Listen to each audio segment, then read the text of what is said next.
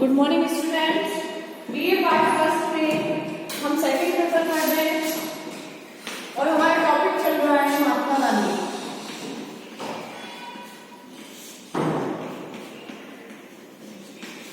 गांधी जी के जीवन दर्शन के बारे में हम पढ़ रहे हैं, गांधी जी के सिद्धांतों के बारे में हम पढ़ रहे हैं कि महात्मा गांधी ने भारतीय राजनीति को क्या योगदान दिया, महात्मा गांधी ने सामाजिक भारतीय समाज को क्या योगदान दिया, अर्थव्यवस्था में क्या योगदान दिया, हर क्षेत्र में, धार्मिक क्षेत्र में क्या योगदान दिया। महात्मा गांधी ने हर क्षेत्र में अपना योगदान दिया।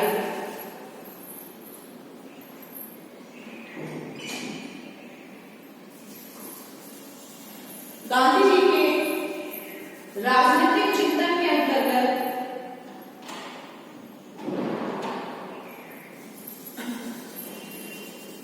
जिन सिद्धांतों को हमने देखा कि राजनीति के अंदर उन्होंने धर्म और नैतिकता को शामिल किया, राजनीति का आध्यात्मिकरण किया। इसके बाद हमने सत्य और अहिंसा का सिद्धांत पढ़ा। तो हमने सत्य के सिद्धांत के बाद अब हम पढ़ेंगे इसके अहिंसा का सिद्धांत।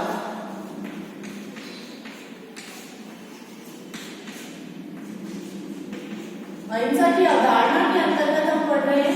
तो हमने अहिंसा के 3 अवस्थाएं बताई है गांधी जी ने। पहली जो अवस्था थी इसमें अहिंसा की वो है जागृत अहिंसा। पहला जो प्रकार है जागृत अहिंसा। दूसरा प्रकार जो है वो है औचित्यपूर्ण अहिंसा और तीसरा जो है वो है वीरों की अहिंसा।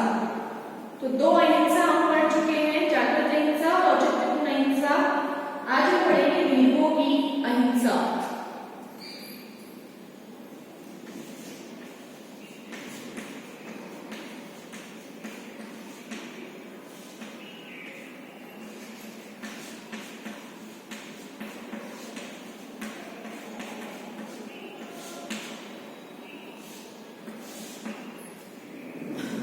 वीरों की अहिंसा।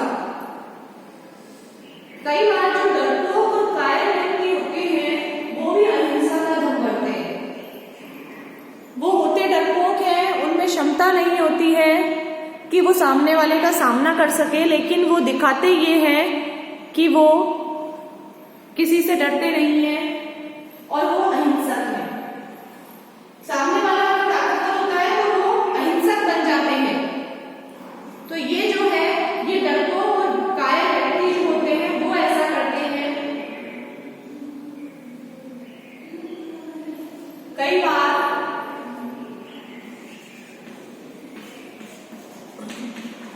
डरपोक व कायर व्यक्ति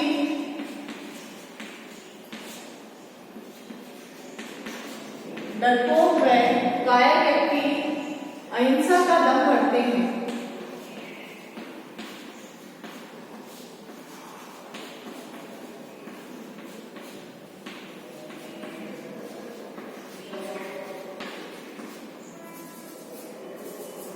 डरपोक और कायर व्यक्ति अहिंसा का दम करते हैं, किंतु उनकी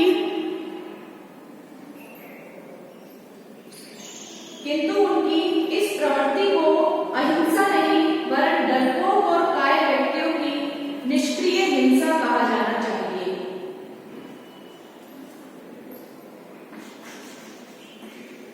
किंतु उनकी इस प्रवृत्ति को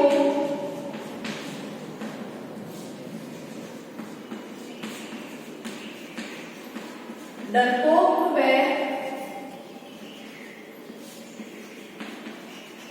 कायरों की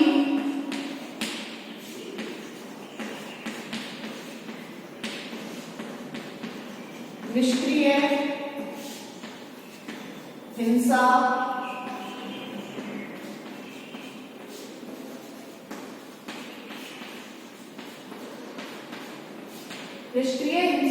कहा जाना चाहिए।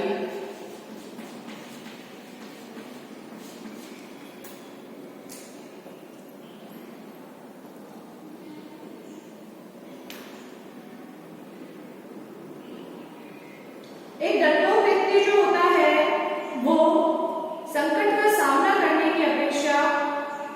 भाग जाता है, जो नितांत अमानवीय, अप्राकृतिक और असम्मानजनक है। एक डरपोक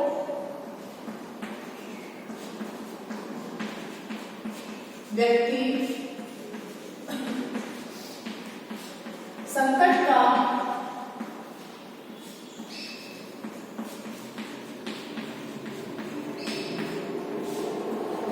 सामना करने की बजाय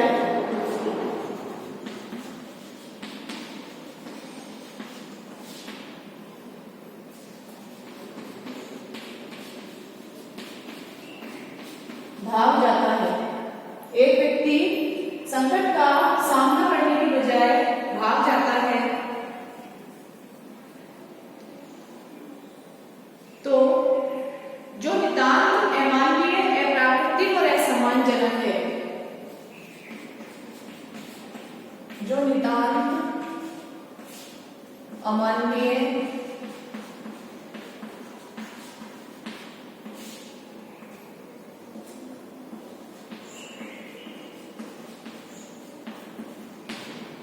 असम्मानजनक, जो नितांत अमानवीय, असम्मानजनक और अप्राकृतिक है,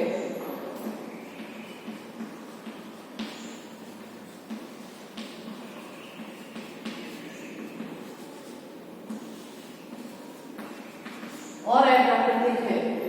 गांधी जी के स्वयं के शब्दों में यदि हम देखें तो उन्होंने कहा है कि कायरता और अहिंसा पानी और आग की भांति एक साथ नहीं चल सकते। कि जो कायरता है, कायर व्यक्ति है, और जो अहिंसा है वो एक साथ कभी भी नहीं हो सकते हैं। ये दोनों विपरीत चीजें हैं।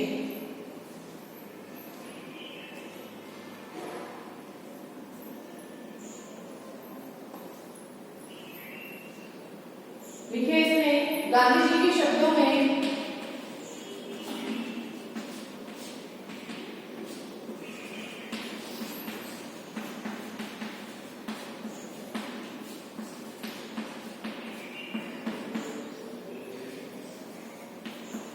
कायरता और अहिंसा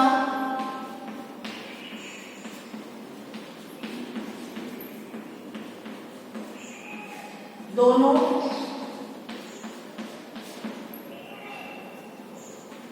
आग व पानी की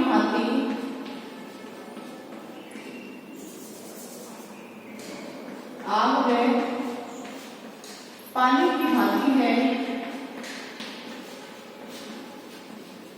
जो एक साथ नहीं चल सकते हैं।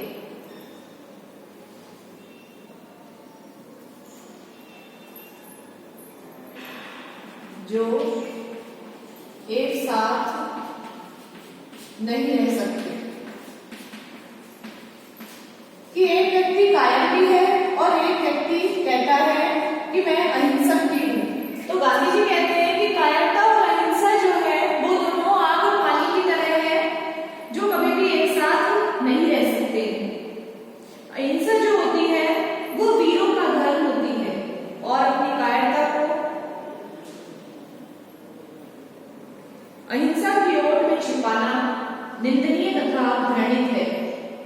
कोई व्यक्ति अगर सामने देखता है कि सामने वाला जो है वो ज्यादा ताकतवर है, वो उसका सामना नहीं कर सकता, तो वो अहिंसक होने का दम भरता है कि मैं तो अहिंसा का पुजारी हूँ, मैं तो अहिंसा के सिद्धांत पर चलता हूँ, तो मैं हिंसा नहीं करूंगा। जबकि सामने वाला जो है बहुत ताकतवर है, इसीलिए वो अपनी कायरता को इस अहिंसा की आड़ में छिपाने की कोशिश करता है।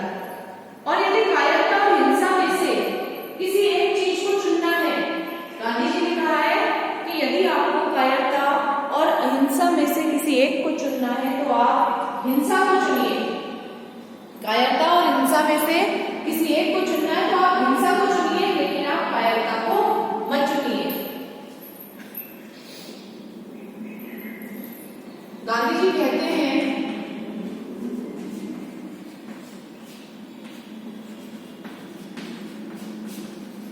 कि यदि कायरता और हिंसा में से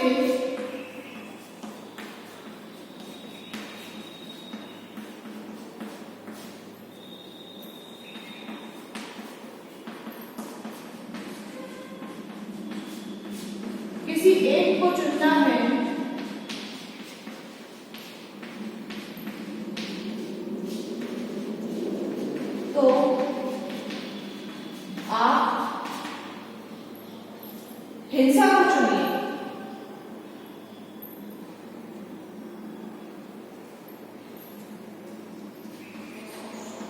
तो आप हिंसा को स्वीकार करें।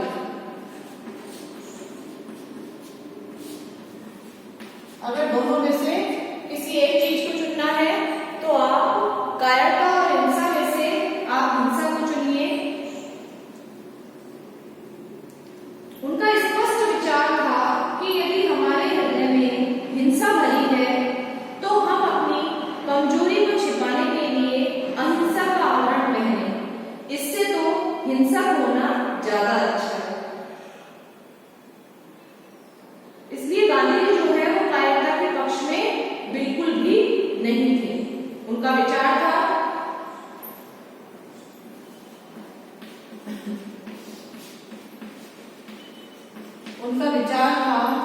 कि यदि हमारे हृदय में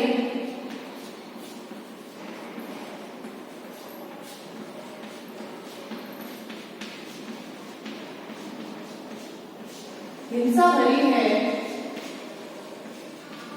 तो यदि हमारे हृदय में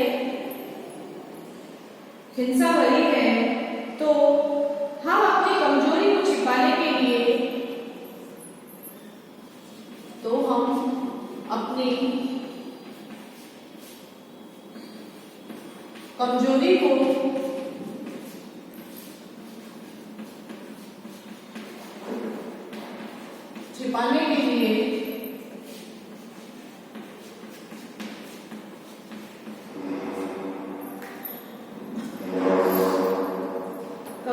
छिपाने के लिए अहिंसा का आवरण पहने।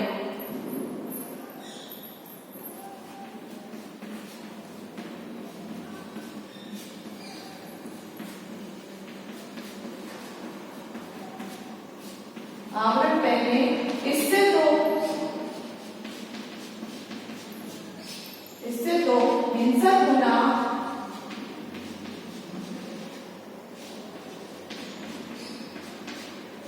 ज्यादा अच्छा है।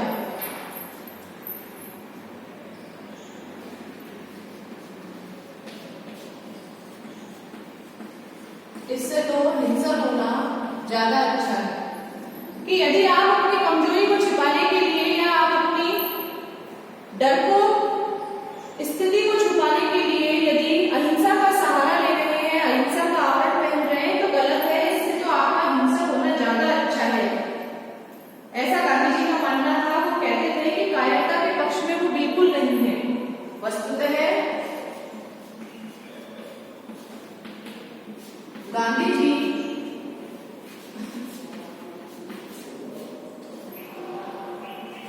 कायरता के पक्ष में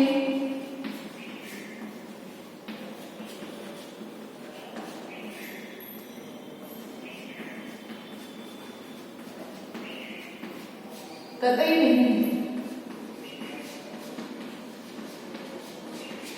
वो कायरता के पक्ष में बिल्कुल भी नहीं थे। वो कायरता से अच्छा तो हिंसा होना मानते थे। तो इस प्रकार गांधीवादी जो अहिंसा है उसे कायरता की संज्ञा देना अनुचित होगा।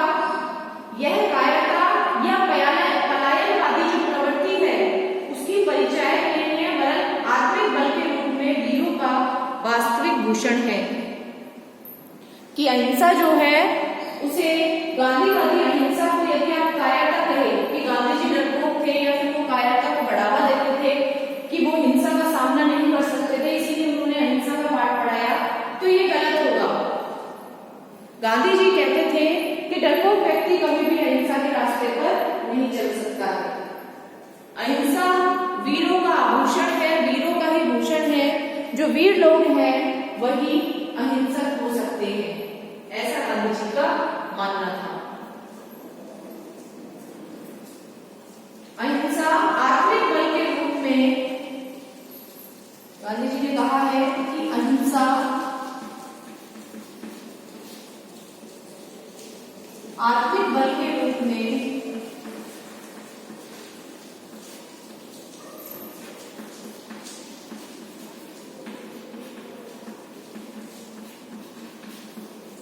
आखिरी बल के रूप में वीरों का भूषण है।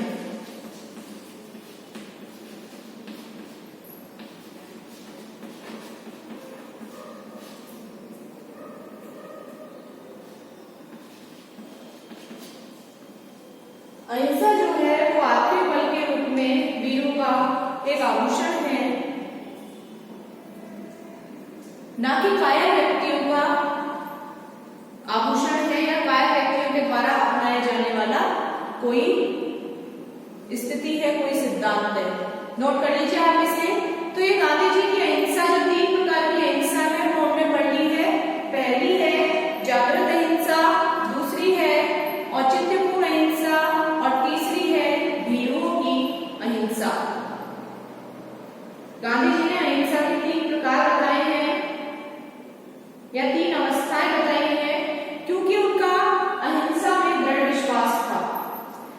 गांधी जी कहते थे कि अहिंसा के माध्यम से बड़े से बड़े उद्देश्य को भी प्राप्त किया जा सकता है।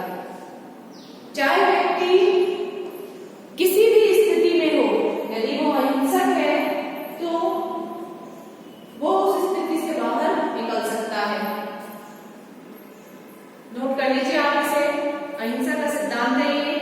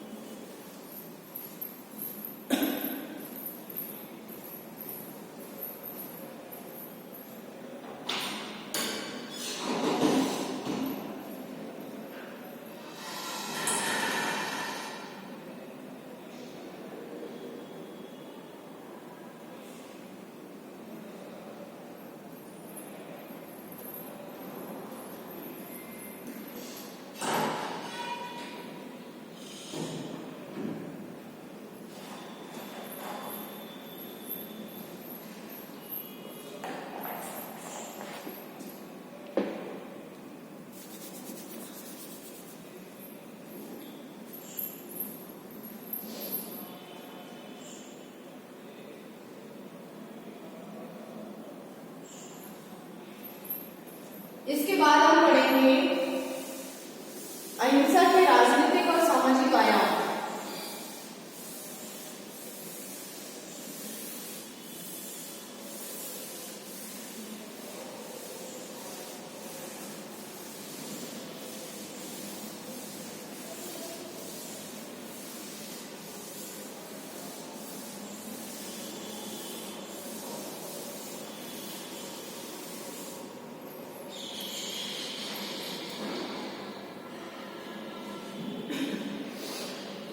अहिंसा के सामाजिक व राजनीतिक आयाम।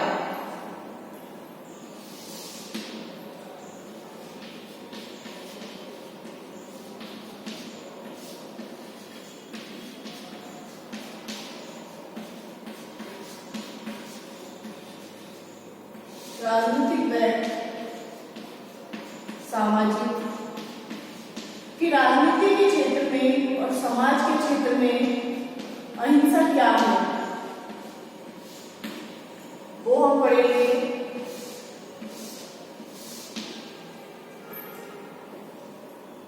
तो गांधी जी ने अहिंसा जो है वो गांधी जी के अनुसार केवल व्यक्ति का सद्गुण नहीं है, वरन सामाजिक जीवन और राजनीतिक व्याख्या का भी विश्वसनीय आधार है। अहिंसा जो है वो गांधी जी के अनुसार किसी व्यक्ति का केवल सद्गुण ही नहीं है, एक अच्छा गुण ही नहीं है, बल्कि सामाजिक जीवन और राजनीतिक व्यवस्था का भी विश्वसनीय आधार है। अहिंसा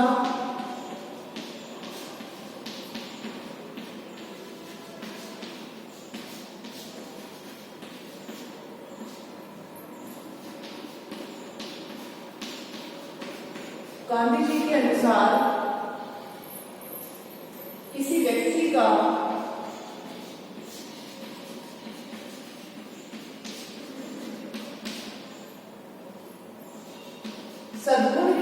है,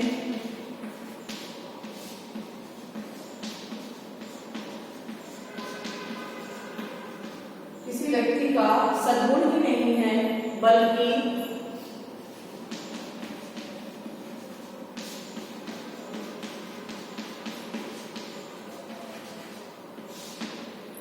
जो उसका सामाजिक जीवन है और राजनीतिक व्यवस्था का भी सामाजिक जीवन व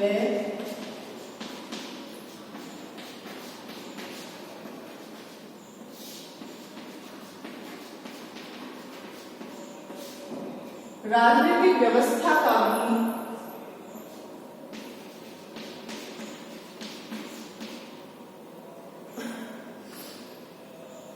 वह राजनीतिक व्यवस्था का भी मूल आधार है, क्या विश्वसनीय आधार है।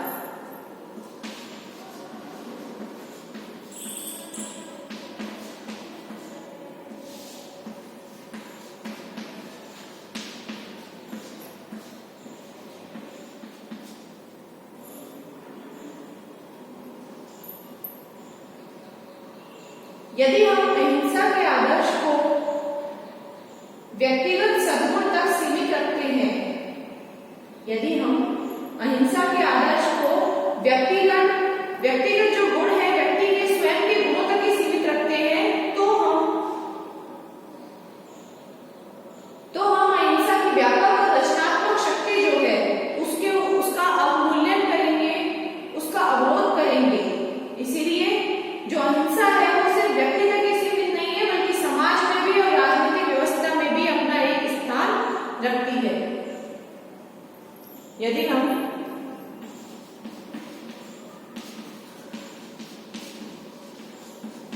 अहिंसा के आदर्श को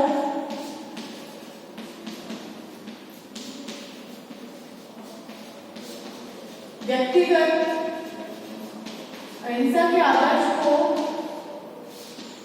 व्यक्तिगत गुणों तक ही सीमित रखते हैं या व्यक्तिगत जीवन तक ही सीमित रखते हैं, तो हम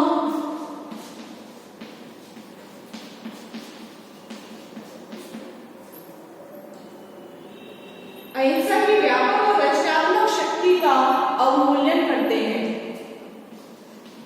तो हम अहिंसा की व्यापक व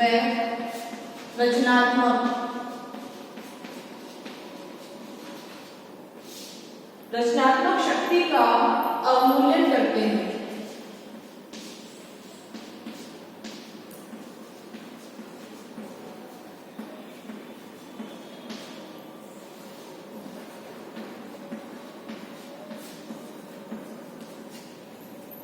व्यापक व रचनात्मक शक्ति का उसका अवमूल्यन किया जाता है। महात्मा गांधी ने इस बात पर हमेशा बल दिया है कि अहिंसा न केवल सामाजिक और राजनीतिक जीवन की जो विकृतियां हैं उनको दूर करने में सक्षम है, उनको मिटाने में सक्षम है, बल्कि जो राजनीतिक और सामाजिक व्यवस्था का मूल आधार है वो भी अहिंसा ही है। गांधी जी के अनुसार श्रेष्ठ सामाजिक और राजनीतिक व्यवस्था का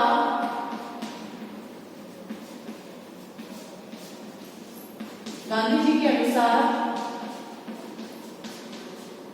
श्रेष्ठ सामाजिक व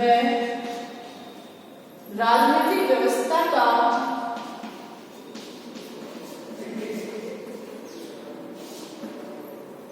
सामाजिक व राजनीतिक व्यवस्था का मूल आधार है और वो भी अहिंसा ही है। व्यवस्था का मूल आधार अहिंसा ही हो सकता है।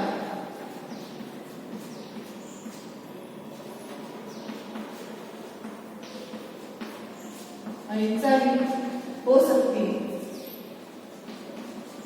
तो इस तरह से गांधी जी कहते हैं कि व्यक्ति के पर्सनल जीवन यानी व्यक्तिगत जीवन में ही अहिंसा महत्वपूर्ण नहीं है, बल्कि व्यक्ति के सामाजिक और राजनीतिक जीवन में भी वो महत्वपूर्ण रखती है।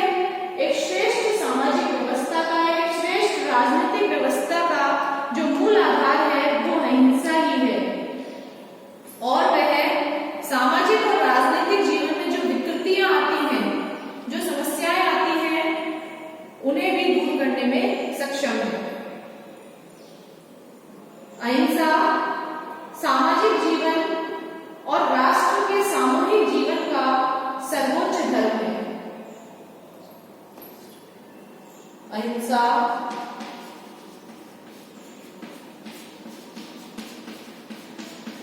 सामाजिक जीवन व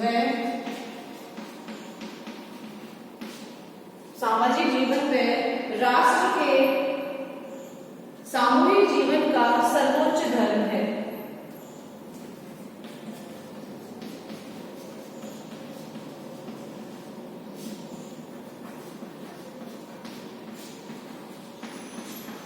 जीवन का सर्वोच्च धर्म है।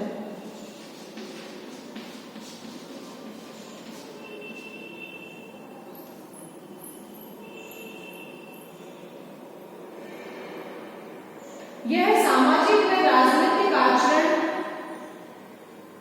यह सामाजिक व राजनीतिक आचरण तथा व्यवस्था की प्रेरक व मूलभूत शक्ति है।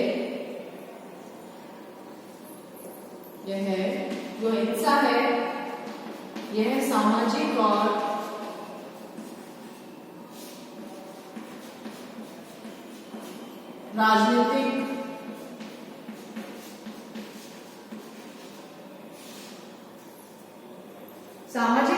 राजनीतिक आचरण तथा व्यवस्था की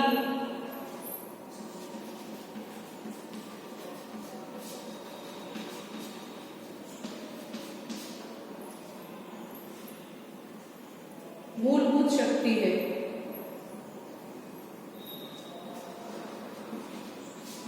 इसके बाद जो आपके आता है इसमें, वो है अहिंसा के अंतरराष्ट्रीय आयाम।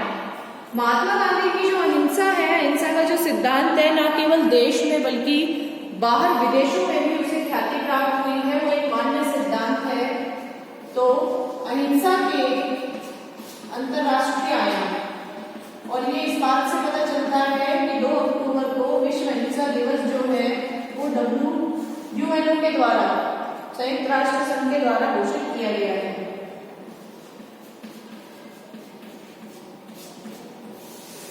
अहिंसा के अंतरराष्ट्रीय आयाम, गांधी जी कहते हैं कि अहिंसा जो है वो अंतरराष्ट्रीय जीवन और व्यवस्था का भी विश्वसनीय आधार बन सकती है। अहिंसा के माध्यम से ही एक न्याय संगत अंतरराष्ट्रीय व्यवस्था का निर्वाह किया जाना संभव है।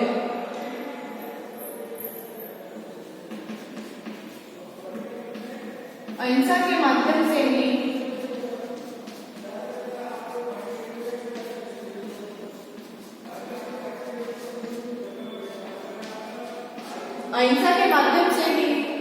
एक न्याय संगत और अंतरराष्ट्रीय व्यवस्था का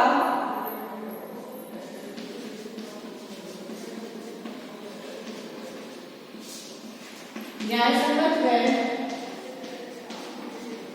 अंतरराष्ट्रीय व्यवस्था का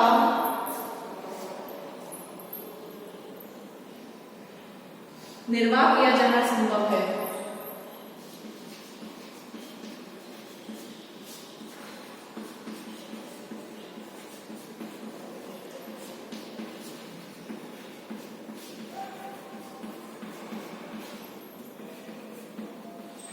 निर्वाह किया जाना संभव है।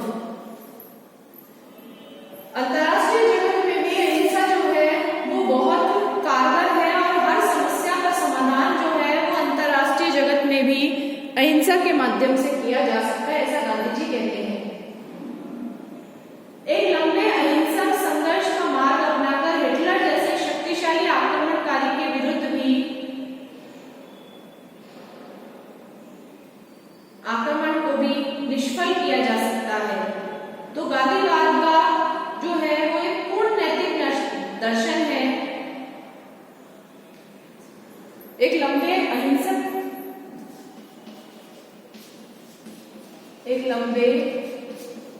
अहिंसक आंदोलन को अपनाकर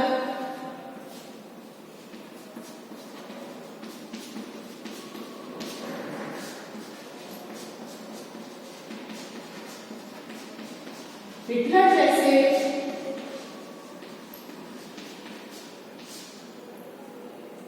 जैसे जो अन्यायी शक्तिशाली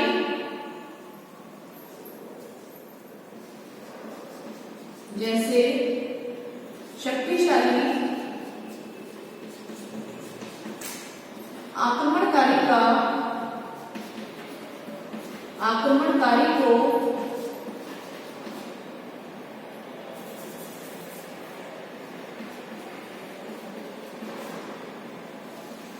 निष्फल किया जा सकता है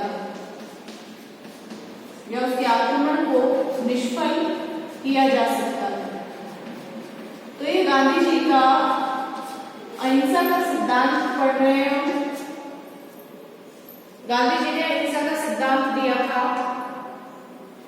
गांधीवादी पद्धति में व्यक्ति की नैतिकता पर सबसे अधिक बल दिया गया है और इसी का जो दर्शन है हमें वो इस अहिंसा के सिद्धांत में होता है।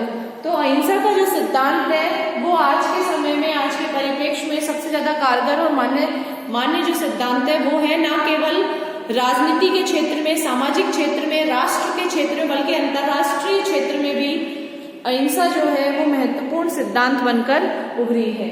नोट कर लीजिए आप इसे। ये गांधी जी का अहिंसा का सिद्धांत आपका कंप्लीट होता है।